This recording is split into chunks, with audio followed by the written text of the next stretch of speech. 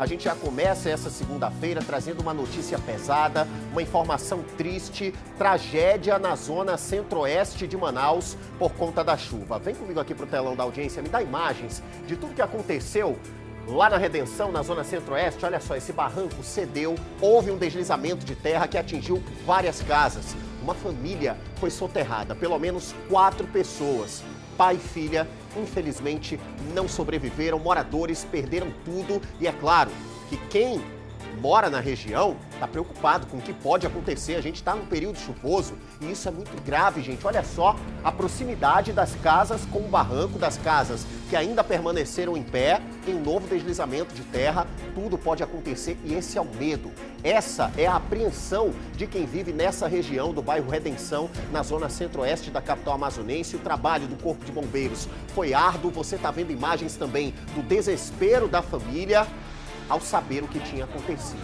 Os familiares estavam desolados, em busca de informações, em busca de notícias dos seus parentes que infelizmente foram soterrados, tá? É a história da vida real, você vai acompanhar todos os detalhes ainda hoje aqui no Balanço Geral Manaus. Uma equipe da Record esteve lá quando tudo aconteceu, logo depois, né? Foi na madrugada de domingo e uma equipe da Record conversou com as pessoas, ouviu esses moradores, um problema antigo, uma tragédia já anunciada que poderia ter sido evitada. Vamos ver a reportagem Balança. O desespero tomou conta da rua no bairro Redenção. Pegue aqui água, pegue água, vizinha, pegue água. Imagens gravadas mostram o resgate de Matheus Oliveira, de apenas 16 anos, retirado com vida dos escombros após passar 2 horas soterrado. A tragédia aconteceu na manhã deste domingo, por volta das 11 horas. Parte de um barranco localizado no Campo Vermelhão desabou, atingindo 2 casas. Uma das residências abrigava uma família de mais de 10 pessoas. 4 delas não conseguiram sair a tempo e foram soterradas. Ângela Amorim, que vive na casa atingida, tenta conter as lágrimas ao lembrar do momento em que tudo aconteceu. Eu só vi quando o barulho, né? O barulho que foi quando eu olhei para o teto, para a parede se movendo tudo, eu dei um pulo da cama, né? Deu tempo dele salvar o filho dele, né? E a outra minha filha saiu do quarto e quando eu vi, eu olhei para trás, já estava tudo no chão. Foi rápido. A gente mora aí mais de 20 anos, né? Sempre choveu, sempre teve uma chuva assim, 2, 3 dias chovendo. E nunca aconteceu isso. A gente nunca esperava. Nunca esperava disso ceder e cair assim. Nunca. Eu nunca imaginava que isso aí... Minha esperança está em Deus, porque... Só Deus. Antes da chegada do Corpo de Bombeiros, foram os próprios moradores que iniciaram o resgate. Entre eles estava Railson da Silva, que ajudou a retirar pelo menos 5 crianças dos escombros. A gente acordou com o barulhão, aí a vizinha chorando, desesperada, pedindo ajuda, pensando que o filho dela tinha morrido. A gente foi lá, entrou, aí viu o primeiro grito dele, não tem como ficar parado. A gente foi tirando devagarzinho para as coisas não cair. Aí, graças a Deus, consegui tirar o filho dela. É um sentimento de desespero mesmo, porque é o que eu esperava alguém fazer por mim. A pessoa fosse na minha casa, eu, por mais que estivesse embaixo, ia querer ajuda. E, graças a Deus, assim, Deus envia sempre alguém para ajudar a gente. Jucineide Silva, que teve a casa atingida, correu ao ouvir o barulho das paredes desabando. A namorada do seu filho ficou presa sob os escombros, mas foi resgatada após a chegada do Corpo de Bombeiros. Momentos que foi rápido, em segundo não deu tempo para agir de nada, só tempo de querer salvar a nossa família e mesmo assim ficaram presos nos escombros. Meu filho ficou preso no escombro, minha nora ficou presa no escombro também. E maior desespero. Eu percebi o barulho, que parecia um barulho de fim de mundo, um barulho muito grande. Pensava que era temporal o céu caindo, mas não era, era a minha casa caindo. E a casa da minha vizinha também, do lado. Nesse momento, mais uma das vítimas, a Juliane Amorim, vítima dessa tragédia que aconteceu aqui no Campo Vermelhão, no bairro Redenção, sendo resgatada agora pelo Corpo de Bombeiros do Estado do Amazonas, também com a ajuda do Serviço de Atendimento Móvel de Urgência. Ela era uma das vítimas que estava soterrada. Nesse momento aqui, os populares e familiares aplaudem o resgate dessa vítima que estava soterrada, um trabalho que durou aí cerca de 4 horas aproximadamente para que essa vítima fosse resgatada pelo Corpo de Bombeiros. Segundo José Mendes, diretor de operações da Defesa Civil, a localização dificulta as buscas. Por isso, máquinas pesadas estão sendo usadas no local. E vamos ver agora a parte dos escombros, como é que aconteceu. O pessoal do bombeiro está aqui com os cães farejadores, por isso nós estamos vendo a situação. Eu estou com o secretário de obra aqui. Nós estamos vendo como é que nós vamos acessar para entrar uma máquina aqui na lateral, que é para justamente fazer o resgate dessas vítimas. O prefeito em exercício, Renato Júnior, visitou o local e explicou que o deslizamento foi causado por uma ligação clandestina de água. Ele garantiu que as famílias serão assistidas pela prefeitura. Por conta de uma ligação irregular de água, que fez uma infiltração terrível de água lá em cima, ocasionou um desmoronamento desse. E a Prefeitura de Manaus está aqui com a Semasc, que já está dando esse primeiro acolhimento, esse primeiro ombro para dar a elas esse aluguel social, para que elas possam ter aí um local para ficar. E eu não tenho nenhuma dúvida que essa primeira atenção está sendo feita com muito coração. Que tragédia, gente. Que tragédia. E um problema que certamente poderia ter sido evitado. Vem comigo aqui para o telão da audiência, me dá imagens aqui do Jefferson Amorim e da Esther Amorim. Pai e filha que foram encontrados abraçados e sem vida em meio aos escombros de todo esse deslizamento de terra que aconteceu lá no Nova Esperança, na zona centro-oeste de Manaus. Um absurdo sem tamanho que aconteceu com esse pai e com essa filha. Infelizmente, eles não conseguiram sair a tempo, foram soterrados e não resistiram. Vamos direto para o local onde tudo aconteceu. O Kennedson Paz está por lá, ao vivo, com mais informações. Estou vendo, Kennedson, que está acontecendo todo um trabalho de isolamento aí na região, né? Isolamento desse local, principalmente para evitar novos deslizamentos. Só que com o período chuvoso, Kennedson, o medo dos moradores dessa região é totalmente justificável, porque eles sabem que um deslizamento de terra pode acontecer a qualquer momento. Como é que está o clima aí, Kennedson? O que está acontecendo nesse local? Estou contigo, bom dia, bem-vindo ao Balanço. Oi, Alisson Mota, muito bom dia para você, bom dia a todos que acompanham a nossa programação na tela da Record Manaus. A gente, inclusive, já tem aqui no cenário várias pessoas trabalhando, Alisson Mota. A Secretaria de Assistência e também de Limpeza Pública estão fazendo o processo de limpeza aqui nesta localidade, estão retirando tudo aquilo que pode acabar levando a resultar em desmoronamentos, novos deslizamentos de terra, porque a gente sabe que a área de vegetação em um local onde tem geralmente muito barro, acaba que com o passar do tempo, com a chuva, o barro pesado acaba sendo desmoronando, acaba desmoronando o solo, e é o que a gente consegue observar aqui. Esse é um cenário terrível que a gente consegue olhar aqui no local. Agora a gente consegue ver horas depois, né, já foi feito inclusive um trabalho pela própria retroescavadeira, as pá mecânicas já foram realizados aqui o procedimento de pelo menos ali um pouco de deixar o solo mais alinhado. Esse trabalho que foi feito aqui, ele já foi um trabalho realizado de forma emergencial. Agora, como você pode ver, é o trabalho de fazer o isolamento desse barro. Essa é uma iniciativa para tentar fazer com que esse barro ele molhe menos e acabe resultando em novos deslizamentos de terra. A gente consegue ver a dimensão dessa erosão que acabou tomando conta de várias casas aqui na região.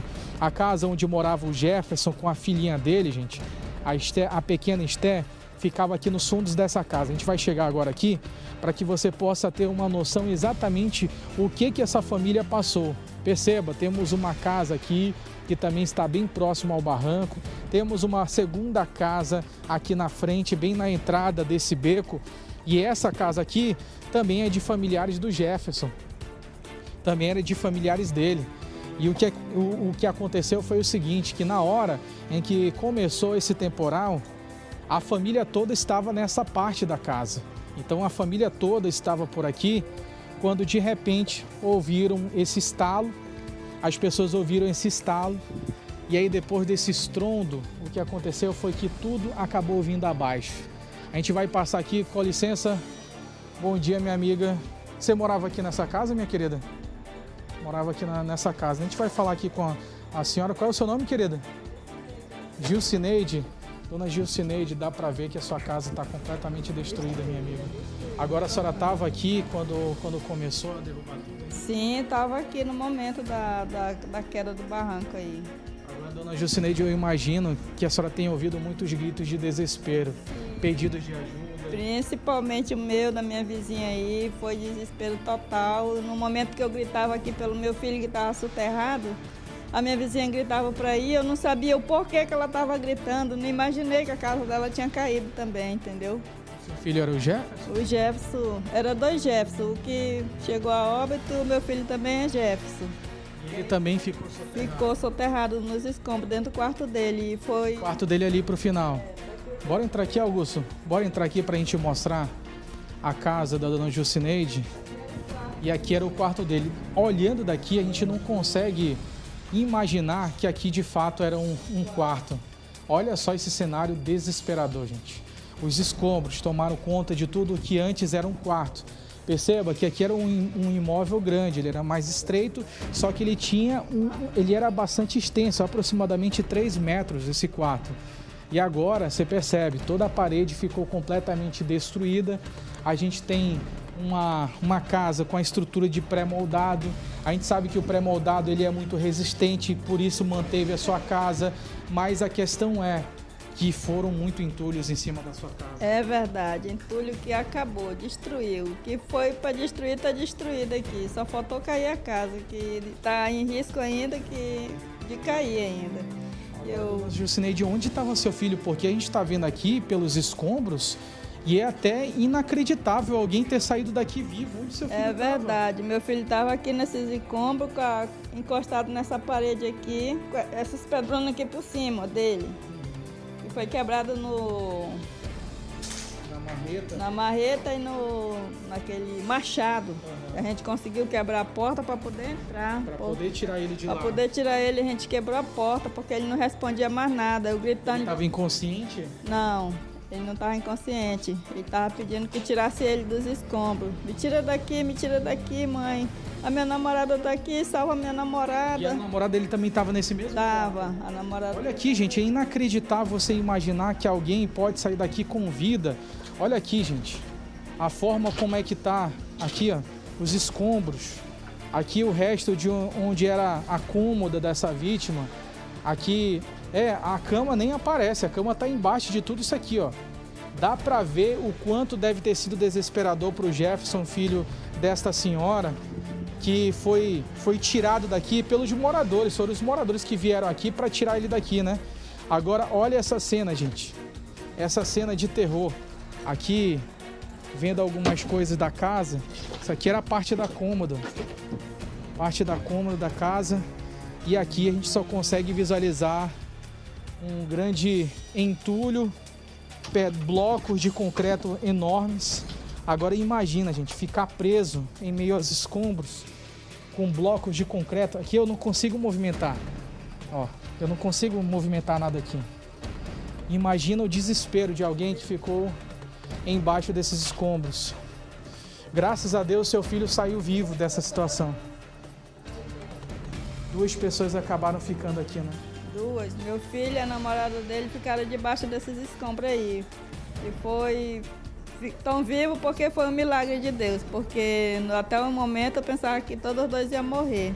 Mas graças a Deus, com a ação do meu vizinho, eu agradeço meu vizinho, o corpo do bombeiro que chegou depois para a retirada da namorada dele. E graças a Deus estamos aqui com perda total, mas com vida e saúde, pedindo a ajuda das autoridades, que nos ajude a minha vizinha que perdeu os seus entes queridos também. Então, sabe que bens materiais a gente consegue recuperar, né? Mas vida, para dona Gilcineide, a gente sabe que o pai, o Jefferson Amorim, tinha apenas 32 anos, gente. O Jefferson, apenas 32 anos, a filha dele, a pequena Esté Amorim, de 8 anos. Como é que foi para a senhora? Porque os corpos deles foram encontrados bem próximos da sua casa. Em cima da cama do meu filho. A cama daqui, eles foram encontrados praticamente em cima da cama.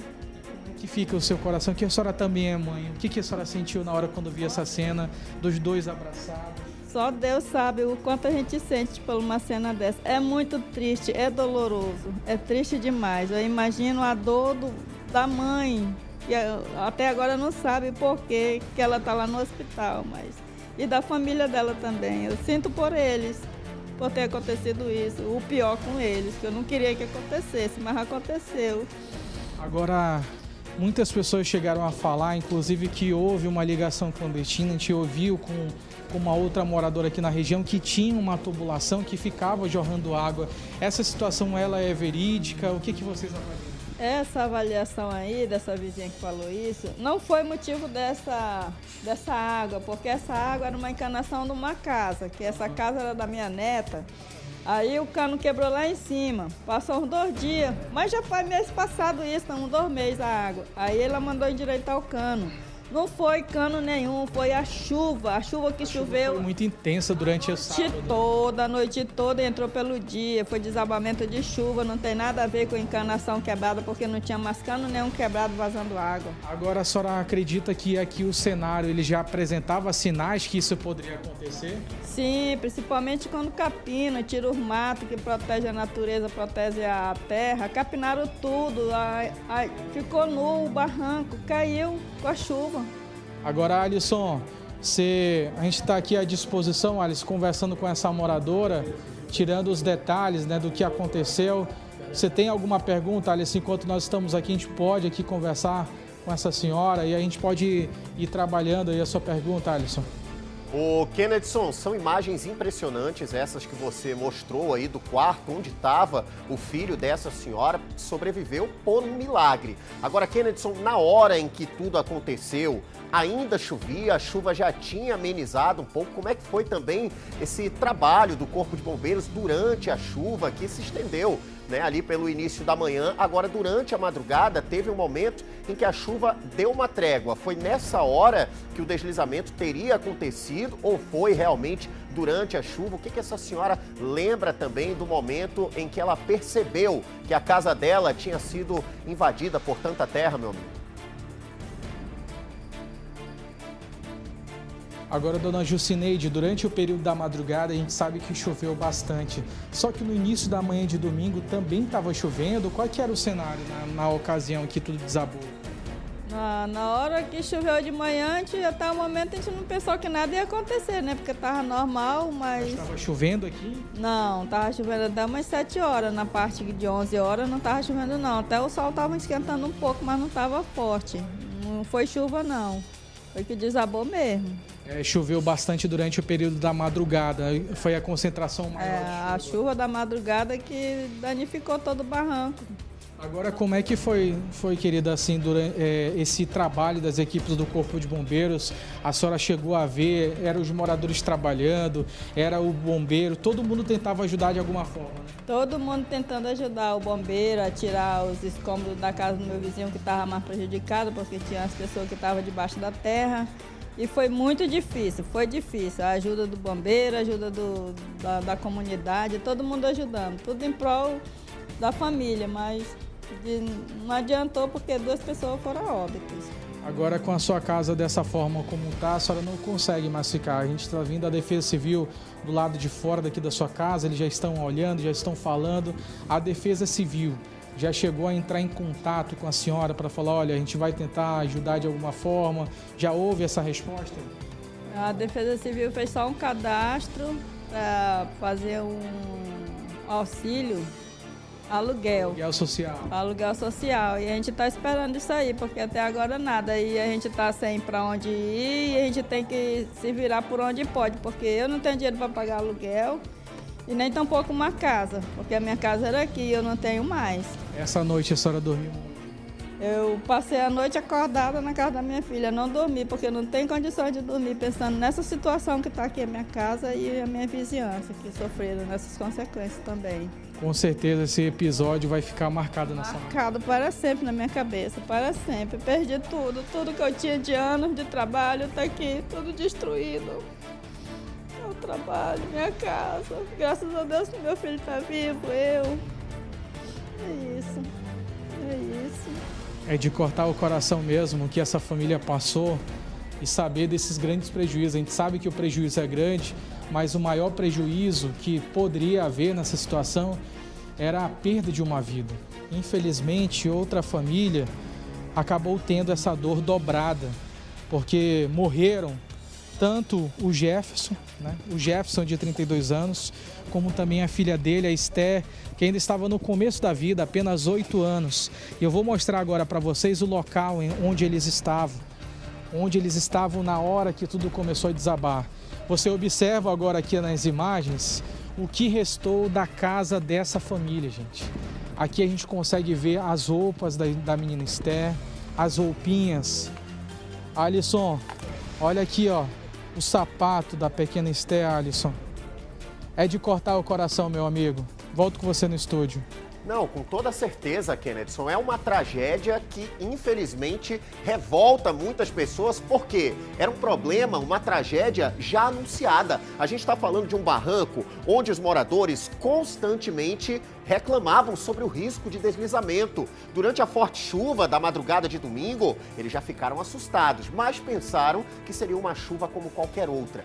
Infelizmente, durante a manhã, veio a triste surpresa que foi o deslizamento do barranco que acabou resultando na morte da pequena Esther, uma menina, gente, de 8 anos, com a vida toda pela frente, e do pai dela, o Jefferson Amorim, de 32 anos. Aparentemente, a relação de pai e filha era extremamente amorosa.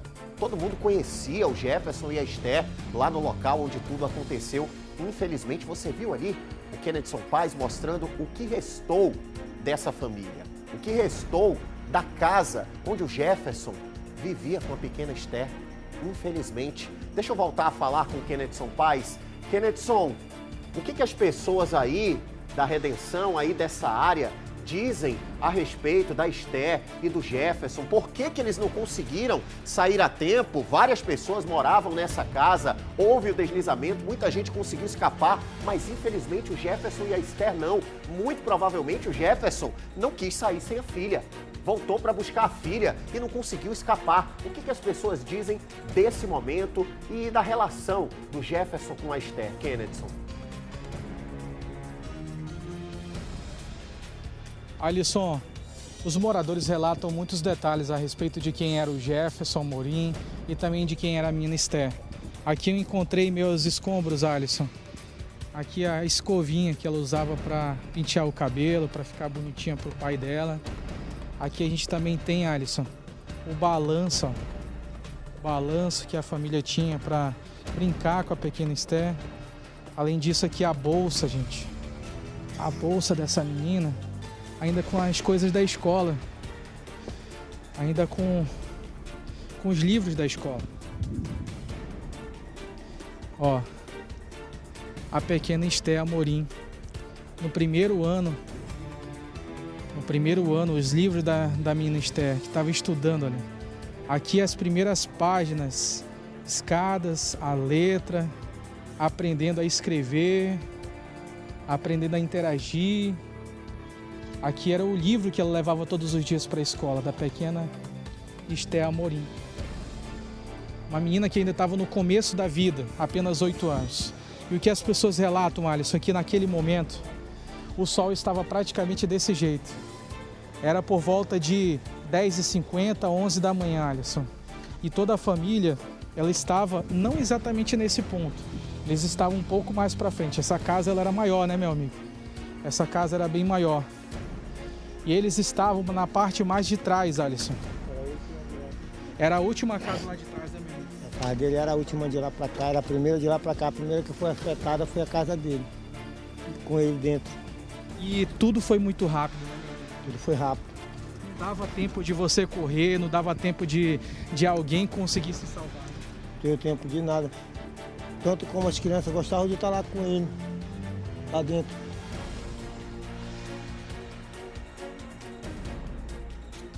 Olha, a gente teve probleminha aqui com a conexão com o Kennedson Paes, tá? Daqui a pouco a gente vai retomar essa comunicação. O Kennedson estava falando a respeito dos últimos momentos de vida da Esther e também do pai dela, o Jefferson Amorim, de 32 anos. Uma tragédia anunciada e eu digo com toda certeza, poderia ter sido evitada. Se a Defesa Civil tivesse ido com antecedência nessa região, na primeira reclamação dos moradores, com toda certeza a Defesa Civil ia condenar todas as casas. Porque, se você observar bem nas imagens, é uma espécie de buraco Os moradores estão lá embaixo, uma espécie de funil, e lá em cima tem o barranco, que a cada chuva ia cedendo. E durante a madrugada de domingo, quando a chuva estava mais forte, que começou no sábado à noite, os moradores já fizeram esse alerta. Já ficaram preocupados com o que poderia acontecer. Só que como amanheceu no domingo, a chuva deu uma trégua, o sol apareceu, os moradores pensaram que nada iria acontecer. Um triste engano que, infelizmente, custou a vida da Esther e do pai dela, o Jefferson Amorim, e a Esther, que tinha apenas 8 anos. Uma vida toda pela frente. Imagina a dor dessa família. Você que está em casa, ligadinho no 15.1, me acompanhando aqui no Balanço Geral Manaus, imagina o sofrimento desses familiares ao encontrarem o corpo do Jefferson e da Esther abraçados, gente. Um forte indício de que o pai tentou proteger a filha até o último momento da vida dele. Quando ele viu que não ia ter escapatória, que já era tarde demais para sair da casa, ele decidiu ficar e proteger a pequena Esther. Outras pessoas que estavam na residência, eram vários familiares que moravam nessa casa, conseguiram escapar a tempo. Jefferson, infelizmente, não conseguiu. E ele escolheu a filha. Escolheu salvar a vida dela, aliás, tentar salvar em troca da dele e infelizmente não conseguiu, tá? A gente já consegue voltar com o Kennedson Paes? Vem comigo pro telão da audiência, é daqui a pouquinho. Enquanto isso, você tá vendo imagens aqui, olha. A Esther e o pai, um dos últimos registros feitos pelos dois. Uma imagem triste e que é reflexo desse descaso que aconteceu com os moradores do bairro Redenção, na zona centro-oeste de Manaus.